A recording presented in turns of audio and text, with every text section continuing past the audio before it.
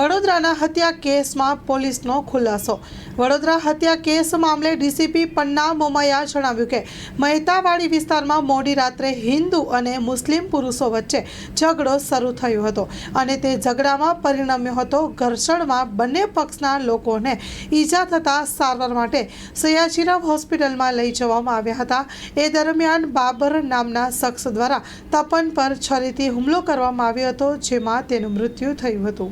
कारीबाग police station है, वहाँ पे एक मेहतावाड़ी करके इलाका है, वहाँ पे देर रात हिंदू और मुस्लिम लड़कों के बीच झगड़ा हुआ और उसमें फिर हाथापाई हुई।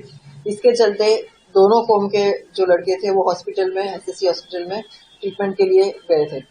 उनके जाने के बाद वहाँ से एमएलसी पुलिस स्टेशन को मिलती है और पुलिस वहाँ पहुंचे। उसके दौरान ही एक बाबर करके आदमी है, उसने वहाँ हाजिर तपन को एसएससी हॉस्पिटल में छुरी मार दी, जिसकी वजह से वो तपन की मृत्यु हो गई। उनके फ्रेंड को वहाँ पे ट्रीटमेंट के लिए लेके गए थे, इसलिए तपन वहाँ पे गया था और वो कहीं झगड़े में इन्वॉल्व नहीं था, पर फिर भी उसको बाबर जो है उसने उसको छुरी मारी।